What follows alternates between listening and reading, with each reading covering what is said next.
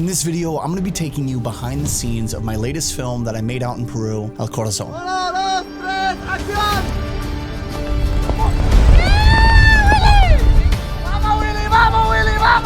This isn't going to be a technical breakdown, but more so a breakdown of how to tell a story that people can connect with on a human level. ¿Usted bien? Bien, fantástico. And you? Oh, amazing. Yeah. Y cuando digo más rápido, estoy hablando a Pero no quiero ponerte en una situación que no tienes que estar en. Hello.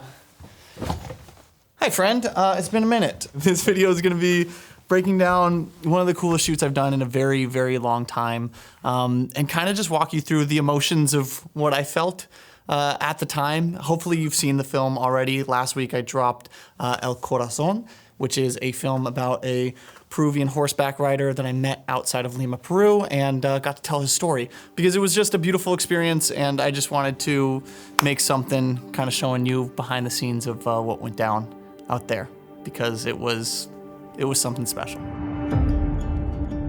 Okay, so let's set the scene. I found myself in the Peruvian countryside, an absolutely beautiful place that I've always been excited to explore. And I had the opportunity to shoot a film about this man, Willie, a 77-year-old horse rider who's built his life from the ground up. But here's the thing, I speak horrible Spanish, but enough to get by, and my actor didn't speak any English, on top of Canon making a full behind-the-scenes thing about me making this project. So the pressure was on, and let's just say things started out incredibly.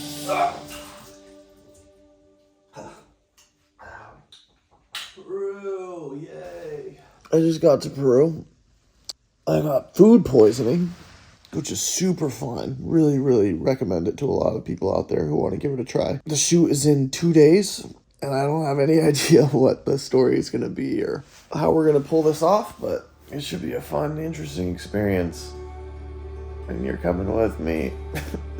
Okay, so after a very less than ideal start, I only had 3 days to make this entire project come to life. The first day was to scout the locations, and in this case, actually figure out the story that I was gonna tell, and the next 2 days were to shoot the project. But from the moment I stepped onto the property and met Willie and the family, I knew this was going to be something special because they were so kind and welcoming and just interesting people, and it only took a couple hours for me to find that out firsthand.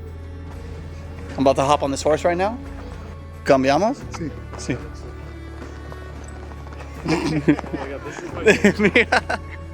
Oh, yeah. Mi profe. ¡Ah! El árbol.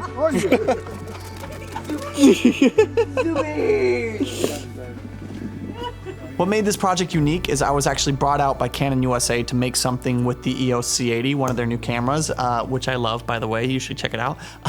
But I think they had this idea that I was going to just make a quick cinematic edit and call it a day. But I knew opportunities like this don't just fall out of the sky, and I really wanted a storyline and a film with depth. So I used as much of the first day, instead of just scouting for cool looking places, to learn about Willie and get an idea of his story, to try to really add emotion to the film that I was gonna make. And it's safe to say that's exactly what happened. Willie told me about how he was only 13 when he left his home in search of a better life. And it wasn't until he started riding horses that he found his true purpose. It was so beautiful to see how vulnerable he was and how he opened up to tell his story. Aquí estoy con mi hermano mayor. Me orgullece Sí. haber podido ayudar para que ellos. Yeah. And the cool thing about it is his grandson Jair was just 1 year younger than he was when he left his home. So I knew that was my story.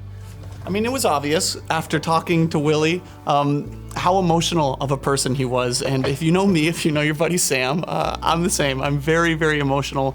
And when I can find subjects in my films that can tap into real, genuine emotion, I try to do that every single time. So what I wanted to do was have him write a letter to his grandson. And what transpired just happened to be one of the coolest moments I've ever had as a travel filmmaker, because I want this film to come from his voice, his perspective, and get it as authentic and genuine as possible. And when he read it back to me, it just happened to be one of the most powerful moments that I've ever had as a filmmaker and director, and it was the moment that clicked, and I knew we were gonna have something special. Quiero pedirte una cosa, que nunca dejes de montar, nunca. Y que tú también vivas con el corazón de un chalán. No, sorry.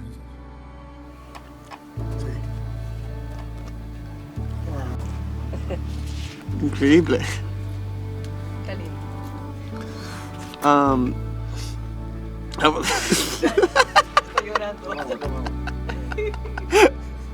Estoy muy emocionado también. So. Okay, now that I knew the story, let's talk a bit about how I decided what to shoot. If you learn anything watching my channel, it's hopefully how to be a better storyteller, how to connect on a more human level, and that is always my first priority. And so this was kind of my thought process going into actually shooting.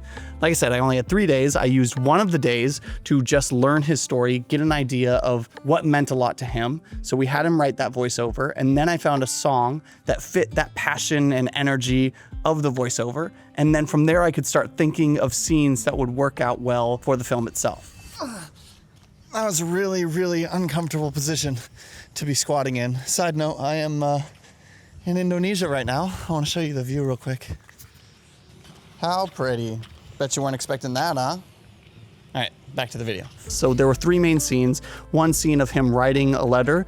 The second one was him actually on the horse riding. And the intention of that was just to show how badass he was. But I also, instead of just wanting to show shots of him riding a horse looking cool, wanted him going somewhere to meet up with someone. And that's where you actually get introduced to his grandson, which, by the way, might be one of my favorite shots I think I've ever taken. And I had what I think was even a cooler shot of him standing in between the legs of a horse, but I had no real purpose for it in the film, but I wanted to show it to you guys right now anyways. And then the final scene is the fire scene, which is also the first scene, but the purpose of that is to kind of show this isolation, contemplative scene of him overlooking a fire, and then at the end you realize he was waiting for his grandson the whole time. And while I do think the shots turned out incredible, what was more important to me is actually having shots that tied together and actually make a film instead of a bunch of really cool images. And over the next few days, that's exactly what we did. Espérate. Y yendo allá. Hacia allá. Sí. I want to go, I'm going to just run. Going into this, I was very, very nervous, and I only had a couple of days to make this film, but it was obvious that we were both very passionate and emotional people. And for a filmmaker, that's my dream, to make something real, to make something that he connects with, that my subject connects with, because then I'll connect with it, and at the end of the day, you guys will connect with it. And meeting Willie and his family truly eased those nerves and allowed us to just do what I do best, which is try to tell a real story. And although we barely spoke the same language, at the end of the day, passion, love, family, those are themes that transcend language boundaries, and those are the subjects that are easy to translate, and that's how you make a powerful film. And I think we did. I really do. We would spend the next couple of days making a short film with the little time we had, speaking broken Spanish, learning about the beauty of horses, and trying to take in every moment. Hola, Willy. Hola. All while trying to host a series for Canon about making the film itself. How insane is that? It was truly a pinch me moment, and it's in times like these where I see how far filmmaking has brought me. I think if I learned anything, it's that even if you don't have a plan, even if things don't go the way you expect, just try your best to tell a story that makes you feel something real. Because you don't need a translator for a smile, and you don't need to speak the same language to really know someone. All you really need is the desire to connect. And if you have that, I think things will fall into place. This was truly just one of those experiences that re-sparked my love for filmmaking and travel filmmaking and storytelling. And I really, really hope you guys enjoy this film, El Corazón, which is now live. But real quick, quiero hablar a tú, a Willy, a Jair Jr. y Lisa. Gracias para invitarme a tu casa y espero que te guste la película como yo. I hope that made sense. I hope you guys enjoy the film. Thank you, Willie. Thank you, Jair Jr. and Lisa for inviting me into your home.